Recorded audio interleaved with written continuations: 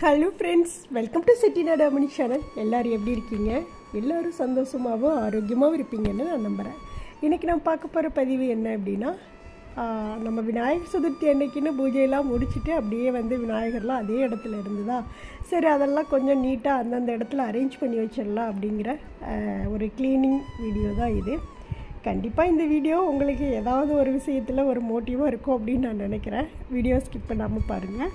வாங்க அப்படியே வீடியோக்குள்ளே போகலாம். இப்போ விநாயகர் சதுர்த்தி முடிஞ்சு பார்த்தீங்க அப்படின்னா, முடிஞ்சு ஒரு அடுத்த நாளே நாங்கள் ஊருக்கு போயாச்சு. குலதெய்வ கோயிலில் விசேஷம் அப்படின்னு சொல்லிட்டு போயிட்டோம் இல்லையா.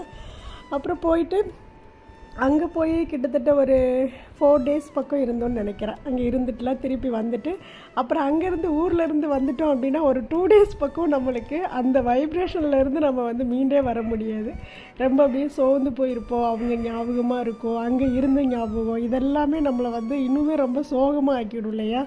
அப்படி தான் அதை எடுத்து வைக்கவே இல்லை. சரி அப்படியே இருக்கட்டும் அப்படின்ட்டு அப்படியே விட்டுட்டேன். அதுக்கப்புறம் தான் சரி க்ளீன் பண்ணிவிட்டு அந்தந்த இடத்துல எடுத்து வச்சிடலாம் அப்படின்னு சொல்லிவிட்டு அந்த வேலைகள் தான் செஞ்சேன். ஃபஸ்ட்டு பார்த்தீங்க அப்படின்னா, விநாயகர் சதுர்த்தி முன்னாடியே க்ளீன் பண்ணதான். அது இருந்தாலும் டஸ்ட் அங்கங்கே இருந்த மாதிரி தெரிஞ்சுதா, சரி கையோடு அதை தொடச்சி விட்டுட்டு எடுத்து வச்சோம் அப்படின்னா ஒரு 1 week பக்கம் நம்ம அதை க்ளீன் பண்ண தேவையில்லை அப்படின்னு நினச்சிட்டு, சரி விநாயகர் தனியாக இருக்கிறதோடவே அதை க்ளீன் பண்ணிடலான்னு பண்ணேன். அந்த உட்டு பார்த்திங்கன்னா நல்லா டார்க் ப்ரௌன், அதனால லைட்டாக தூசி பட்டாலுமே அது தெரியும்.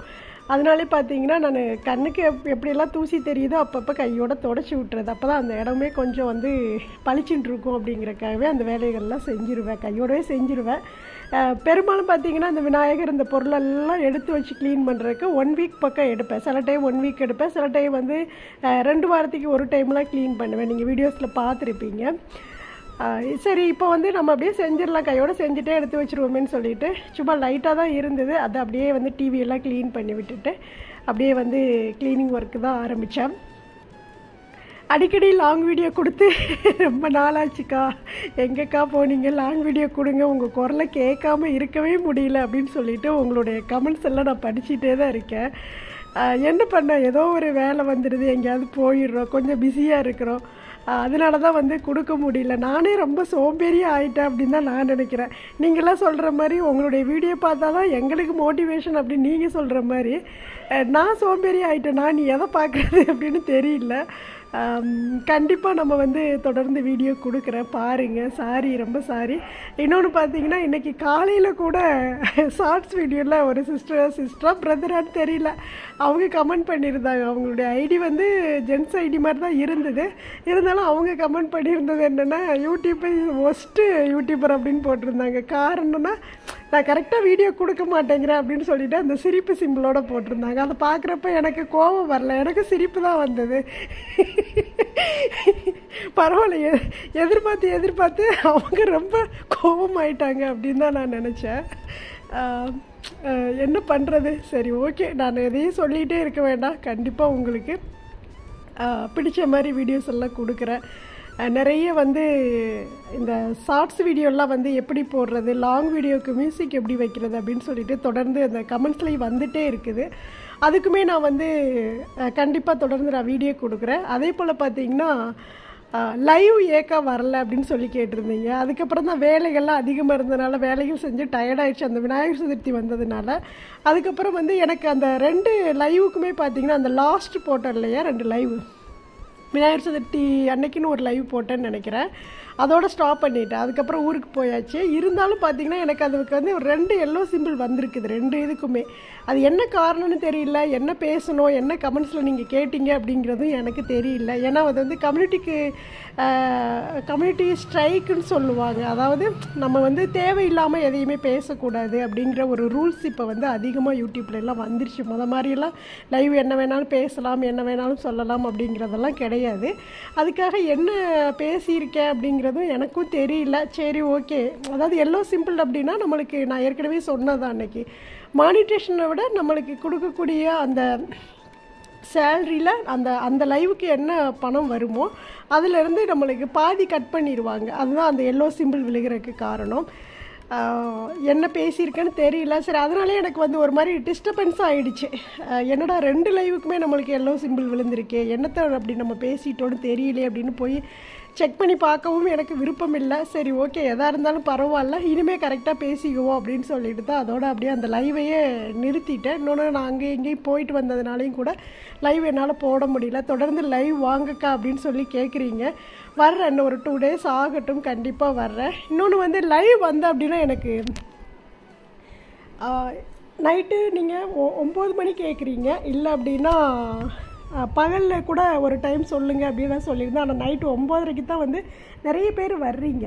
பகலில் எல்லாருமே கொஞ்சம் பிஸியாக இருக்கிறதுனால அந்த 9:30 மணி லைவ் தான் எல்லாருக்கும் பிடிச்சிருக்கு அப்படிங்கிற மாதிரியும் சொல்லியிருந்தீங்க. கண்டிப்பாக அதையே நம்ம வந்து ஃபாலோ பண்ணுவோம். கண்டிப்பாக நான் வர்றேன், ஓகேவா? சரி, எல்லோரும் நீங்கள்லாம் எப்படி இருக்கீங்க? உங்கள் எல்லாரையுமே நான் வந்து ரொம்ப மிஸ் பண்ணுறேன். நிறைய ஐடியா அப்படியே மனசுக்குள்ளேயே நிற்கிறாங்க. ஏன்னா முதல்ல வீடியோஸ் தொடர்ந்து கொடுத்துட்டே இருந்தேன்னா அந்த கமெண்ட்ஸ் மூலியமாவது பேசிகிட்டு இருப்போம். அதுவும் இப்போ வந்து இல்லை, நான் தான் வீடியோ கொடுக்கல. எல்லாரையுமே ரொம்ப டோட்டலாகவே நான் வந்து ரொம்ப மிஸ் பண்ணுறேன். நீங்கள் எப்படி என்னை மிஸ் பண்ணுறீங்களோ அதே மாதிரி தான் நானும் உங்களை மிஸ் பண்ணுறேன். சரி ஓகே, இருந்தாலும் பரவாயில்ல, எல்லாம் கடந்து போகும். நான் பழைய மாதிரி வரணும் அப்படின்னு தான் என்னோடய மைண்ட் செட் அப்படி இருக்குது. ஆனாலும் பார்த்திங்கன்னா கொஞ்சம் சோம்பேறித்தனப்படுறேன். அது ஏன் என்னங்கிறது எனக்கும் தெரியல. நீங்களாம் சொல்கிற மாதிரி கண் திருஷ்டி தான் வந்துருச்சா, இல்லை என்ன ஏதுன்னு தெரியல. சரி, என்ன நம்மளுக்கு கண் திருஷ்டி இல்லையா? எல்லா யூடியூபர்ஸும் செய்கிறத விட நம்ம வந்து புதுசாக செஞ்சிட போகிறோம் அப்படிலாம் கிடையாது.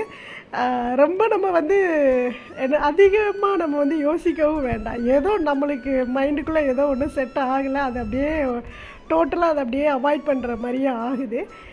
பரவாயில்ல, பார்க்கலாம். கண்டிப்பாக நான் வந்து தொடர்ந்து நீங்கள் கேட்குற மாதிரியே வீடியோஸ் நான் வந்து கொடுக்குறேன். ஓகே, சரி, இப்போ அப்படியே நம்ம வீடியோக்குள்ளே போவோம்.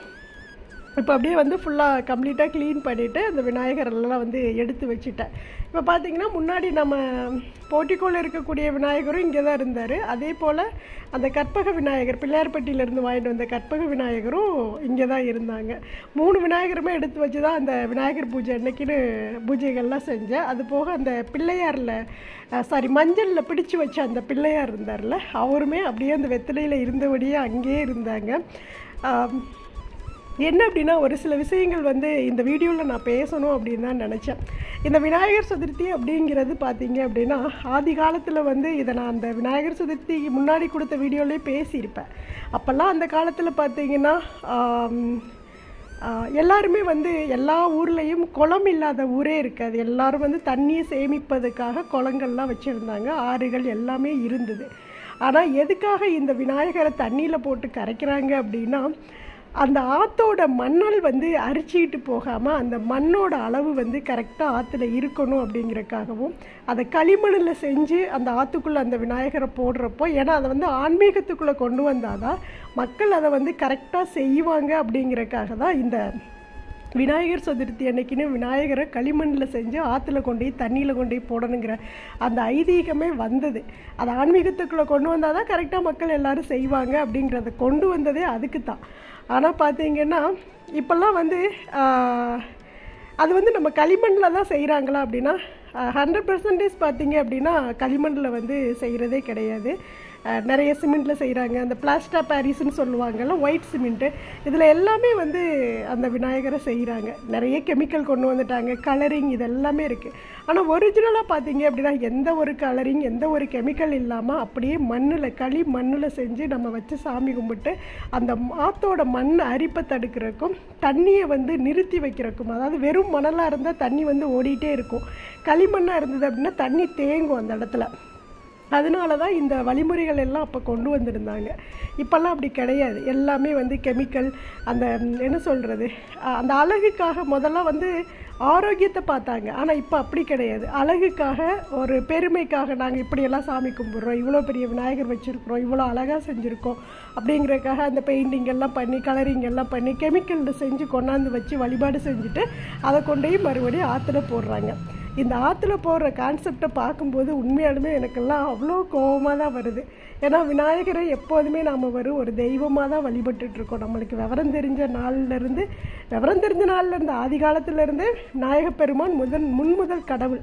அவர் இல்லை அப்படின்னாவே எந்த ஒரு காரியமுமே வந்து நம்ம செய்ய முடியாது. தங்கு தடையின்றி நம்மளுக்கு வந்து செய்யக்கூடிய காரியங்கள் வந்து கரெக்டாக நடக்கிறதுக்கு முதல்ல கும்பிடக்கூடியது விநாயகர் தான். அதே போல் ஒரு சிட்டையே எழுதுகிறோம், அதாவது ஒரு ஜாமான் வாங்குறதுக்காக ஒரு நோட்டில் ஒரு பேப்பர்லேயோ இல்லை ஒரு நோட்லேயோ நம்ம ஒரு பொருட்களை எழுதுகிறோம் அப்படின்னா அதில் ஓம்னு ஃபஸ்ட்டு சுழி போட்டு எழுதுறது பிள்ளையார் சுழி தான். அது எல்லாருக்குமே தெரியும். ஏன் அப்படின்னா அது வந்து கரெக்டாக நடக்கணும். அந்த ஒரு நல்லதுக்கு எழுதக்கூடிய சிட்டைகள் வந்து அது வந்து எந்த ஒரு தடையும் இல்லாமல் எல்லாமே நல்லபடியாக நடக்கணும்னு தான் அந்த சுழி பிள்ளையார் சுழியை போட்டே நம்ம வந்து தொடங்குகிறோம். அப்படி முன்முதல் கடவுள், இந்துக்கள்லேயே வந்து முன்முதல் கடவுளாக விளங்கக்கூடியவர் வந்து விநாயகப் பெருமான். எவ்வளவு தெய்வங்களை நம்ம கும்பிட்டாலும் ஃபஸ்ட்டு வந்து விநாயகருக்கு தான் வந்து முக்கியத்துவம் கொடுப்போம். அப்படி இருக்கக்கூடிய விநாயகப் பெருமானை விதவிதமாக அழகழகாக செஞ்சு, அந்த விநாயகர்லாம் பார்த்தோம் அப்படின்னா அவ்வளோ அழகாக செஞ்சுருப்பாங்க. அதை செஞ்சு ஒரு 3 நாள் வச்சு சாமியை கும்பிட்டு திருப்பி கொண்டு போய் அதை வந்து அந்த ஆற்றுல கொண்டு போய் போடுறப்போ ரொம்ப மனசு வலிக்க தான் செய்யுது. இதெல்லாம் யாருக்கெல்லாம் இப்படி தோணுது அப்படிங்கிறத உங்களுடைய கமெண்ட்ஸில் கண்டிப்பாக எனக்கு சொல்லுங்கள். எனக்கெல்லாம் ரொம்ப ரொம்ப மனசு வலிக்கும். நான் அதுக்காகவே பார்த்தீங்க அப்படின்னா போன வருஷமெல்லாம் மஞ்சளில் வந்து விநாயகர் செஞ்சு அதை ஒரு 3 நாள் வச்சுருந்தேன். அதாவது அரிசி மாவும் மஞ்சள் சந்தனம் 3 கலந்து விநாயகர் செஞ்சு 3 நாள் வரை பூஜை செஞ்சு கடைசியில் அதை வந்து ஆவகனம் செய்கிறதுக்காக பார்த்தீங்கன்னா அதை வந்து தண்ணியில் கரைச்சி கொண்டு போய் நம்மளுடைய தோட்டத்துக்குள்ளே வாழைக்கண்ணுக்கு அடியில் ஊற்றிட்டேன். அது வந்து அவ்வளோதான். ஆனால் வந்து ஒரு பெரிய பெரிய சிலையாக செஞ்சு அதை வந்து முழு உருவமாக நம்ம வந்து பார்த்துட்டு அதை அப்படியே கொண்டு போய் அந்த ஆற்றுல தூக்கி போடுறப்ப உண்மையாலுமே என்னமோ நம்மளை தூக்கி போடுற மாதிரி ஒரு ஃபீல். நம்மளுக்கு எப்படி வலிக்குமோ அப்படி தானே அந்த தெய்வத்துக்கெல்லாம் வலிக்கும் அப்படிங்கிற மாதிரியெல்லாம் சில உணர்வுகள்லாம் நம்மளுக்குள்ளே வருது. அதாவது எனக்கு அப்படி தான் தோணுது.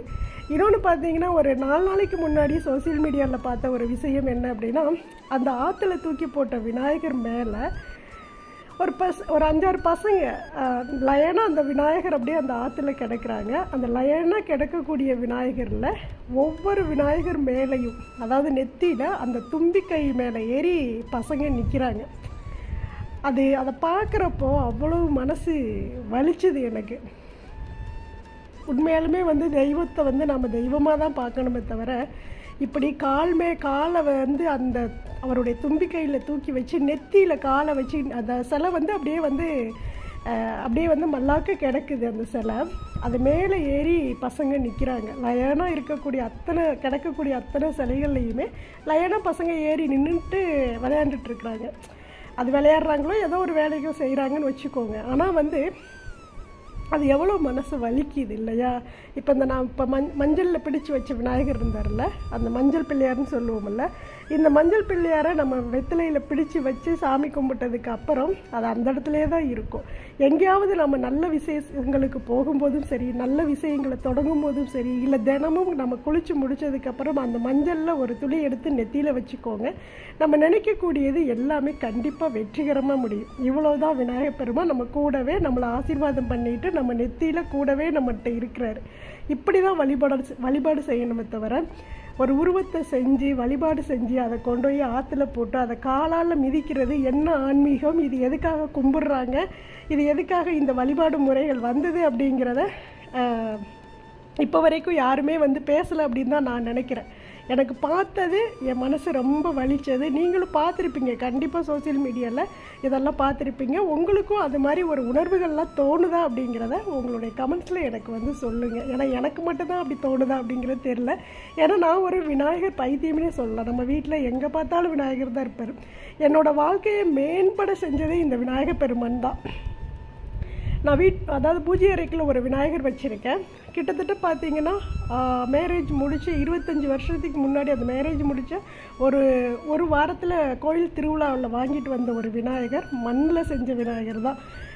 அது ஒரு உண்டியல் விநாயகர் மண்ணில் செஞ்சு வச்சுருப்பாங்கள்ல, அந்த விநாயகர். அவர் வந்ததுலேருந்து தான் வாழ்வே வந்து மேலோங்கி போயிட்டே இருந்தது. எத்தனையோ வீடுகள் வாடகைக்கு இருந்த வீடுகள் எல்லாம் மாறி மாறி போய் வந்தாலும் அந்த விநாயகர் மட்டும் ஒரு சின்ன ஒரு கிராக்கு கூட ஆகாமல், முதல்லாம் நிறைய சிலைகள்லாம் வச்சுருந்தேன். அதெல்லாம் வந்து பசங்க குழந்தையா இருக்கும்போது தட்டி விட்டு பால் விளையாண்டு இதெல்லாம் உடச்சிட்டாங்க. அப்போல்லாம் வந்து பூஜை அறையெல்லாம் இருக்காது இல்லையா, அங்கங்கே செல்ஃபில் ஹாலில் தான் செல்ஃபே இருக்கும், அப்படி தான் வச்சுருப்பேன்.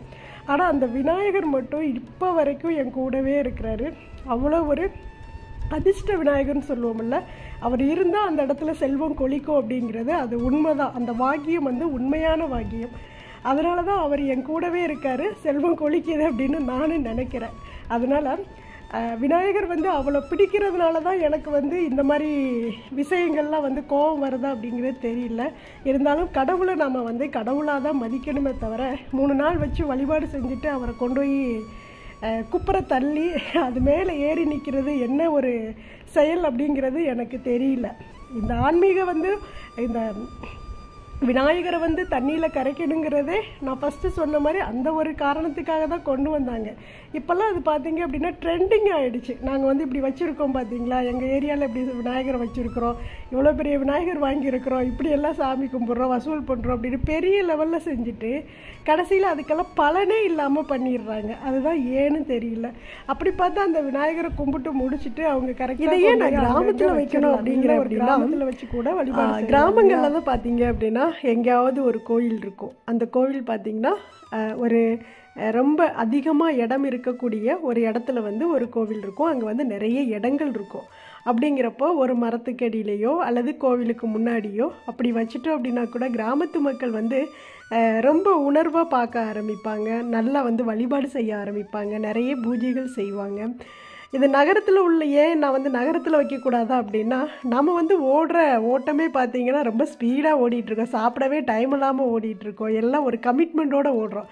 ஆனால் கிராமத்தில் உள்ளவங்க தான் நிதர்சனமாக வந்து வாழ்க்கையை வந்து ரொம்ப நிதானமாக வாழ்கிறாங்க அப்படிங்கிறது அது என்னோடய தாட்டு கூட இருக்கலாம். இதை நான் வந்து ரொம்ப ஃபோர்ஸெல்லாம் சொல்ல கிடையாது, நான் வந்து பார்க்குற விஷயத்தை நான் வந்து சொல்கிறேன். அப்படி அந்த செய்யக்கூடிய விநாயகரை வந்து அங்கங்கே அழகாக ஒவ்வொரு கிராமங்கள்லேயும் கொண்டு போய் ஒரு மரத்துக்கு அடியிலையோ இல்லை கோவிலுக்கு முன்னாடியோ வச்சுட்டோம் அப்படின்னா அது இருக்கிற வரைக்கும் இருக்கட்டுமே. அது என்றைக்காவது ஒரு நாள் அந்த சிலையோ இல்லை ஏதோ ஒன்று அது செதந்து போகும்போது அதை எடுத்துக்கொண்டு தண்ணிக்குள்ளே நம்ம வந்து போடலாம். அப்படிங்கிறப்போ அது வந்து வலிக்காது. ஏன்னா வந்து அதை நம்ம பார்த்துட்டோம், பார்த்து நம்ம சாமி கும்பிட்டோம், மனசு வந்து ஒரு மாதிரி ரொம்ப வந்து முழுமையடைஞ்சது மாதிரி இருக்கும். ஆனால் ஒரு சிலையை வந்து செஞ்சுட்டு வந்து அதை வச்சு ஒரு 3 நாள் வழிபாடு செஞ்சு அவ்வளோ ஒரு ஆர்ப்பாட்டம் பண்ணிவிட்டு அதை கொண்டு தண்ணிக்குள்ளே போட்டு காலில் மிதிக்கிறப்ப தான் ரொம்ப மனசு வலிக்குது. அது எனக்கு இதை பற்றி பேசணுன்னே நினச்சிக்கிட்டே இருந்தேன். அதுக்கான டைம் வந்து இதுதான் அப்படின்னு நான் வந்து நினைக்கிறேன். தயவுசெய்து அதை வந்து எல்லாருக்குமே ஷேர் பண்ணுங்கள். நான் சொல்லக்கூடிய கருத்துக்கள் தப்பாக இருந்தால் கூட ஏதோ ஒரு விஷயம் அது அதை யோசிக்க வைக்கும், அது உண்மை தானே அப்படின்னு வந்து யோசிக்க வைக்கும். ஏன் வந்து அந்த விநாயகரை வந்து தண்ணியில் போட சொன்னாங்க, ஆனால் இப்போ எல்லாம் நடக்கக்கூடிய காரியங்கள் இந்த காரணங்கள் வந்து காரணங்கள் வந்து என்ன அப்படிங்கிறத எல்லாருக்குமே வந்து கண்டிப்பாக தெரியும். நான் வந்து ரொம்ப அறிவுங்கிறதை நான் வந்து காட்டிக்கல இதில். ஆனால் எல்லாருக்குமே வந்து இது இப்போ நான் வந்து யூடியூப் சேனல் வச்சுருக்கனால இதை வந்து நான் பேசுகிறேன், இதை வந்து உலகத்துக்கு நான் வந்து சொல்கிறேன். ஆனால் யூடியூப் சேனல் இல்லாத எத்தனையோ பேர் மனசுக்குள்ளே இந்த வழிகள் இருந்துட்டு தான் இருக்கும். யாராவது ஒருத்தர் சொல்ல மாட்டாங்களா, பேச மாட்டாங்களா அப்படின்னு கண்டிப்பாக வந்து நினைப்பாங்க. அதனால் இதை எல்லாருக்குமே ஷேர் பண்ணுங்கள், எல்லாருக்கும் போகட்டும், ஏதோ ஒரு கருத்துக்கள் வந்து யோசிக்கிற மாதிரி இருக்கட்டும், ஒருவேளை நடைமுறைக்கு இப்படி கூட கொண்டு வரட்டும். ஏன்னா வந்து அந்த காலத்தில் செஞ்சது வந்து பார்த்திங்கன்னா திரும்ப நான் அதையும் சொல்லலாம். அந்த காலத்தில் வந்து இதுக்காக தான் அந்த மண்ணோட அரிப்பு போகணும், நம்மளுடைய மண் வளம் வந்து கூடணும், தண்ணி வந்து தேங்கி நிற்கணும், ஓடக்கூடாது. அதை மண்ணோட இருந்தால் அரிச்சிக்கிட்டு வேகமாக ஓடிடும், இல்லைன்னா தண்ணி வந்து தேங்கி நிற்கும். அப்படிங்கிறதுக்காக நம்மளுடைய வாழ்வாதாரத்துக்காக தான் இந்த விஷயங்கள் நல்ல விஷயங்கள் எல்லாம் கொண்டு வந்தாங்க. ஆனால் இப்போல்லாம் பார்த்தீங்க அப்படின்னா அது வாழ்வாதாரமே இல்லை, அந்தளவுக்கு மோசமாகவே வந்து கொண்டு போயிட்டாங்க. அதனால் வந்து அந்த சிலைகள் இருந்து நம்ம அதை பாதுகாத்து நம்ம வழிபாடு செஞ்சு இருக்கட்டுமே, அது ரொம்ப அழகாக இருக்கும். நல்ல ஒரு அடுத்த வருஷம் மாதிரி இருந்தால் கூட இது போன வருஷம் செஞ்ச ஒரு விநாயகர் இன்னும் இருக்கார் அப்படிங்கிற ஒரு சந்தோஷம் இருக்கும். இன்னொன்று 3 நாள் அவ்வளோ ஒரு ஆர்ப்பாட்டமாக விநாயகர் பிறந்த நாள் அன்னைக்கு நான் அவரை வச்சு வழிபாடு செஞ்சுட்டு அவரை கொண்டு போய் செதைச்சி போடுறதில் ஒரு பிரயோஜனமும் இல்லை. அவருடைய ஆசீர்வாதம் எல்லாருக்குமே கிடைக்கட்டுமே, எங்கெல்லாம் வச்சு வழிபாடு செய்கிறாங்களோ அங்கெல்லாம் கிடைக்கட்டும். ஏன்னா இப்போ வந்து பார்த்திங்கன்னா நிறைய பேர் இப்போ விநாயகரை வாங்கினாலுமே இப்போ களிமண் விநாயகர்லாம் சின்னதாக ரோட்ல எல்லாம் வச்சு விற்றாங்க இல்லையா, அதெல்லாம் வாங்கி சில பேர் எல்லாருமே வந்து முக்கால்வாசி பேர் வந்து வழிபாடு செஞ்சுருப்பீங்க. முக்கால்வாசி பேர் வந்து பார்த்திங்க அப்படின்னா அதை வந்து தண்ணியில் கரைச்சிருப்பாங்க. ஒரு சில பேர் வந்து அதை வந்து எடுத்து வச்சு சாமி கும்பிட்றதா வந்து நானுமே கேள்விப்பட்டேன். அப்படி அதை எடுத்து வச்சு நீங்கள் சாமி கும்பிட்டு பாருங்களேன். அதுக்கு அந்த சிலைக்கு வந்து அவ்வளோ சக்தி இருக்குது. நீங்கள் என்ன நினைக்கிறீங்களோ அது நடக்கும். இன்னொன்று வந்து பார்த்தீங்க அப்படின்னா, ஒரு விஷயத்தை நம்ம வந்து இந்த விநாயகர் சதுர்த்திக்கு இந்த விநாயகர் பெருமான் நம்ம வச்சு வழிபாடு செய்கிறோம். அடுத்த விநாயகர் சதுர்த்திக்குள்ளே நாம் நினைக்கிறது கண்டிப்பாக அது நடக்கணும் அப்படின்னு நினச்சி செஞ்சு பாருங்கள். அது கண்டிப்பாக நடக்கும். நான் அடித்து சொல்கிறேன், அது கண்டிப்பாக நடக்கும். செஞ்சு பாருங்கள். ஏன்னா அடுத்த விநாயகர் சதுர்த்திக்காவது நீங்கள் இதை ஃபாலோ பண்ணுங்கள். ஏன்னா இப்போ விநாயகர் சதுர்த்தி முடிஞ்சிருச்சு, எல்லாருமே வந்து தண்ணியில் கரைச்சிருப்பீங்க. ஓகேவா? அடுத்த விநாயகர் சதுர்த்திக்கு இதெல்லாம் நீங்கள் செஞ்சு பாருங்கள். கண்டிப்பாக நல்லதே நடக்கும். நிறைய விஷயங்கள் பேசியிருக்கேன்னு நான் நினைக்கிறேன்.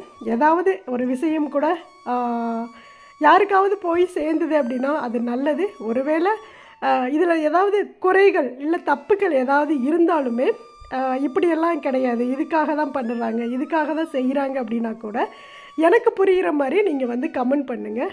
ஒருவேளை நான் சொல்கிற விஷயந்தான் கரெக்டு, இதே மாதிரி ஃபாலோ பண்ணலாம் அப்படிங்கனாலும் உங்களுடைய கமெண்ட்ஸை எனக்கு கொடுங்க. உங்களுடைய கமெண்ட்ஸ் தான் என்னை வந்து மோட்டிவேட் பண்ணும், எனக்கு அடுத்த விஷயங்களை யோசிக்க வைக்கும். அடுத்த வீடியோவுக்கு நான் வந்து என்ன கண்டென்ட் கொடுக்கணுங்கிறதையும் எனக்கு வந்து தெளிவுபடுத்தும். மக்கள் என்ன மனநிலைமையில் இருக்கிறாங்க, எல்லாருக்குமே இந்த வலிகள் இருக்குதா இல்லை நம்மளுக்கு மட்டும்தான் வலிச்சிக்கிட்டே இருக்குதா?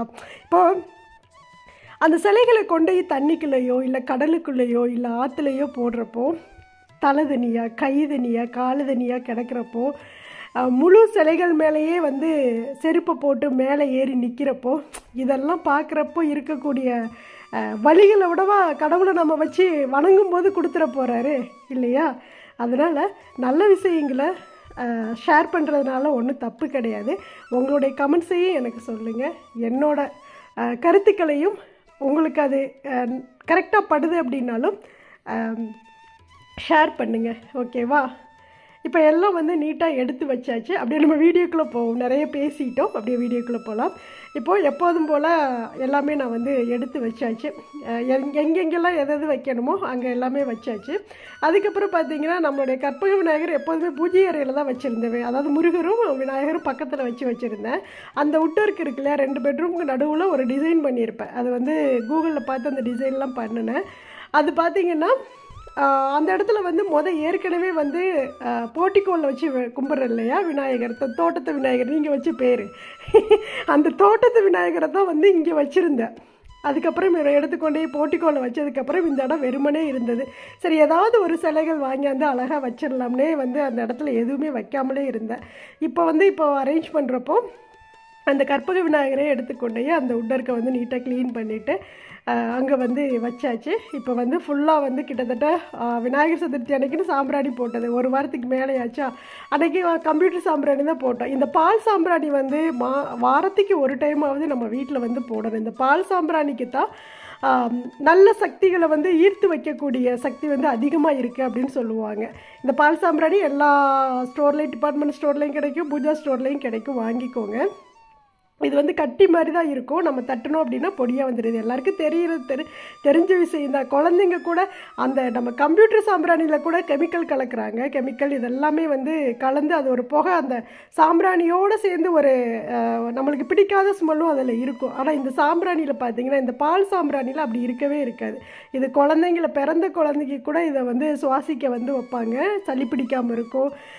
நிறைய விஷயங்கள், அதாவது கிருமி நாசினியாகவும் இந்த பால் சாம்பிராணி இருக்கும். நம்ம கொரோனா டயத்தில் பார்த்தீங்க அப்படின்னா எல்லார் வீட்லேயும் சாம்பிராணி அதிகமாக போட்டது வந்து அந்த டைம் தான் இருக்கும். ஏன்னா எல்லா மூளை முடுக்கு பெட்டு கிட்டு எல்லாமே வந்து சாம்பிராணி காட்டின காலங்கள் வந்து அந்த கொரோனா டைம் தான். ஏன்னா அந்த கிருமியை வந்து அழிக்கக்கூடிய சக்தி இந்த பால் சாம்பிராணிக்கு இருக்கிறதுனால தான் வந்து அதிகமாக சாம்பிராணி போட சொன்னாங்க. அதனால் பூட்டி இருந்த வீடு அதோட 1 வாரம் வந்து நம்ம வெளியிலையும் போயிட்டோம் அப்படிங்கிறக்காகவே பால் சாம்பிராணி போட்டு அப்படியே ஃபுல்லாக விநாயகருக்கு ஃபுல்லாக வீடு ஃபுல்லாமே வந்து காட்டி விட்டுட்டேன். ரொம்ப ஒரு மன நிறைவாகவும் இருந்தது. ரொம்ப நாளுக்கு அப்புறம் நம்மளுடைய வீட்டில் இந்த மாதிரி வேலைகள் செய்கிறதும் ரொம்ப ஒரு ஆத்ம திருப்தின்னு சொல்லுவோம்ல, அது மாதிரி இருந்தது. அதுக்கப்புறம் விநாயகருக்கு போய் நெய்வேத்தியமாக பார்த்தீங்க அப்படின்னா நம்மளுடைய தோட்டத்தில் ஒரு கொய்யாப்பழம் இருந்தது, பறிச்சாந்து வச்சுட்டு பூ வந்து மிளகா செம்பருத்தின்னு சொல்லுவாங்க, அது வந்து விநாயகருக்கு உகந்த பூ அது இருந்தது. சரி, அதையும் பறிச்சுட்டு வந்து விநாயகருக்கு கற்பக விநாயகருக்கு வச்சுட்டு ஹாலில் உள்ள அந்த பெரிய விநாயகருக்கு வச்சு விட்டுட்டு அப்புறம் நம்ம கொட்டாங்குச்சியை தான் வந்து எரித்து சரி பால் சாம்பிராணி போய் சாம்பிராணி போட்டு விட்டுடலாம் அப்படின்னு அதை எரித்து வச்சு அதுக்குள்ளே அதுவுமே எரிஞ்சு நல்லா கங்கு ஆகிடுச்சு. அதுக்கப்புறம் அப்படியே வந்து சாம்பிராணியை போட்டு வீடு ஃபுல்லாமே எல்லா பக்கம் வீடு, ஹாலு, பெட்ரூமு, பூஜை அறை, வெளியில் போர்ட்டிகோ, கிச்சன் எல்லா பக்கமும் ஃபுல்லாக வந்து காட்டி விட்டுட்டேன். எல்லாம் காட்டி சாமி கும்பிட்டுட்டு இருக்கையில கெஸ்ட்டும் வந்துட்டாங்க. சரின்ட்டு அப்புறம் அவங்களையும் அப்படியே உள்ளே கூட்டிகிட்டு வந்துட்டு அப்புறம் அவங்கள கவனித்து அவங்க கிளம்புனதுக்கப்புறம் தான் மறுபடியும் பார்த்திங்கன்னா என்னோடய ரொட்டீன் ஒர்க்கை செய்ய ஆரம்பித்தேன். இந்த பதிவு வந்து கண்டிப்பாக உங்களுக்கு பிடிச்சிருக்கும்னு நினைக்கிறேன். பிடிச்சிருந்ததுன்னா செட்டிநாடு அம்மனி சேனலை சப்ஸ்கிரைப் பண்ணிக்கோங்க. வீடியோ பார்க்குற எல்லோரும் கண்டிப்பாக ஒரு லைக் கொடுங்க. எல்லாருக்கும் இதை ஷேர் பண்ணுங்கள். நான் சொன்ன பதிவுகள், கருத்துக்கள் இது எது இருந்தாலும் நல்லது கெட்டது எதுவாக இருந்தாலும் உங்களுடைய கமெண்ட்ஸில் சொல்லுங்கள். நல்லதாக இருந்தாலும் நான் எடுத்துக்கிறேன், கெட்டதாக இருந்தாலும் நான் வந்து தெரிஞ்சுக்கிறேன். அதுக்காக தான் உங்களுடைய கமெண்ட்ஸ் எனக்கு ரொம்ப முக்கியம் அப்படின்னு நான் வந்து ஒவ்வொரு பதிவுலையும் நான் வந்து சொல்லுவேன். நான் எப்படி வீடியோ கொடுத்தனா உங்களுக்கு ஒரு மோட்டிவேஷன் ஆகுதோ அதே மாதிரி தான் உங்களுடைய கமெண்ட்ஸ் தான் என்னையை மோட்டிவேட் பண்ணும், என்னை வந்து எந்திரிச்சு ஓட வைக்கும், அடுத்தடுத்து எனக்கு வந்து வீடியோ எடுக்க தோணும். அதனால் உங்களுடைய கமெண்ட்ஸை எனக்கு எப்போதுமே கொடுங்க. லாஸ்ட்டாகவும் சொல்லிக்கிறேன், உங்கள் எல்லாரையும் நான் ரொம்ப ரொம்ப மிஸ் பண்ணுறேன். தொடர்ந்து பேசுவோம், தொடர்ந்து வீடியோ கொடுத்துட்டே இருப்பேன். மிஸ் பண்ணிடாமல் பாருங்கள். ஓகேவா? தேங்க்ஸ் ஃபார் வாட்சிங். நன்றி, வணக்கம். அனைவருக்கும் நல்லதே நடக்கும்.